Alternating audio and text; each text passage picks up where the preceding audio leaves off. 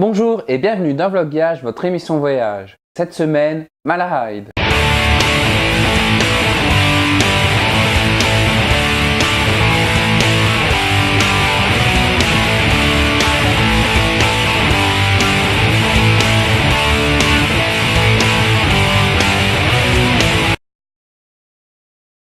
Donc on va tous se retrouver à Malahide, qui est une petite ville touristique à une demi-heure de Dublin.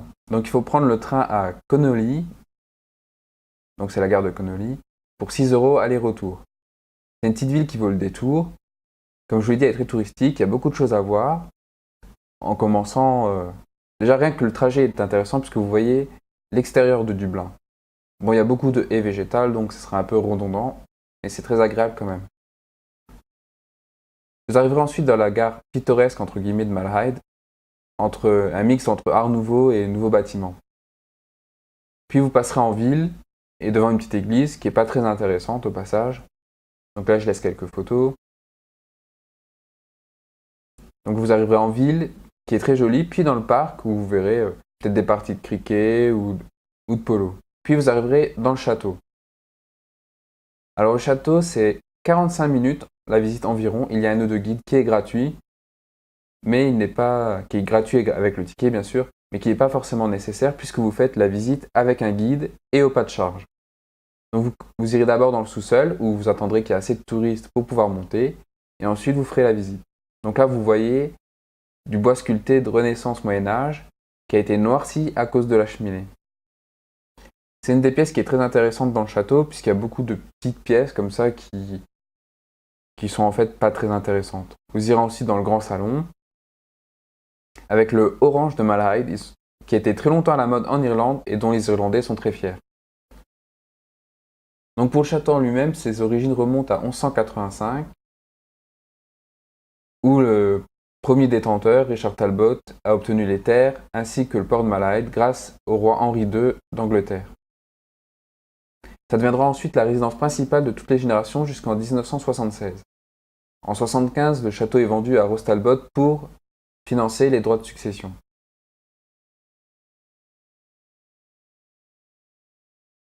Donc le mobilier d'époque, tout comme les tapisseries et décorations dans leur ensemble. Il faut savoir aussi que ce château est très visité, donc ça va très vite. Même si l'audio guide parle 7-8 minutes, le guide va parler 3 minutes et donc du coup, vous allez pouvoir zapper vu que vous allez devoir vous déplacer en permanence.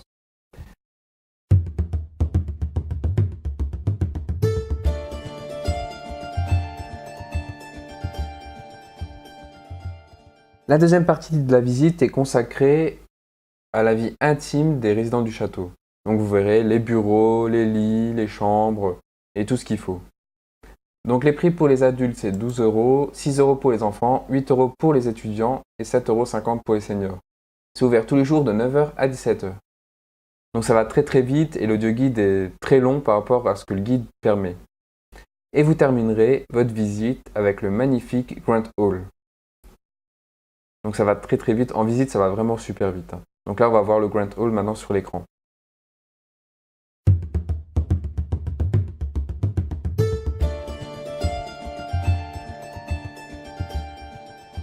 À la fin de la visite, vous serez propulsé directement à l'arrière du château. Vous allez devoir revenir devant, puisque derrière vous, il y aura le bâtiment avec la cafétéria et le magasin de souvenirs, afin de pouvoir entrer dans le magnifique jardin.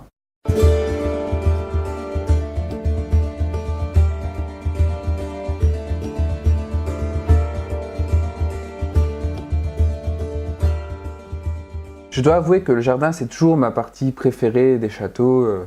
C'est l'endroit où je préfère me balader parce que c'est souvent calme et paisible et que la plupart des gens le font super vite et donc du coup, vous êtes assez tranquille. Donc pendant les journées ensoleillées, comme vous le voyez sur cette photo, il y a des abeilles, vous êtes au calme, il n'y a vraiment aucun bruit. Pas le moindre bruit de circulation, rien du tout.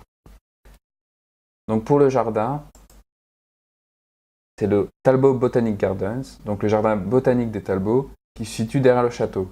Il comprend plusieurs hectares de plantes et de pelouses, avec un jardin clos de 1,6 hectares. Leur accès est seulement possible le mercredi. Donc j'ai eu de la chance, c'était un mercredi.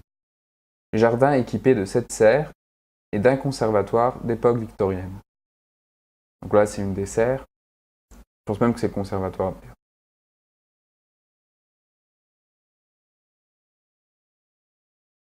Donc c'est super agréable de s'y balader. En été, quand il fait chaud, rester trop longtemps sur les serres, c'est déconseillé, mais c'est très joli. Et c'est ma partie préférée de la visite. Donc il y a encore quelques morceaux du château médiéval qu'on peut voir comme ça.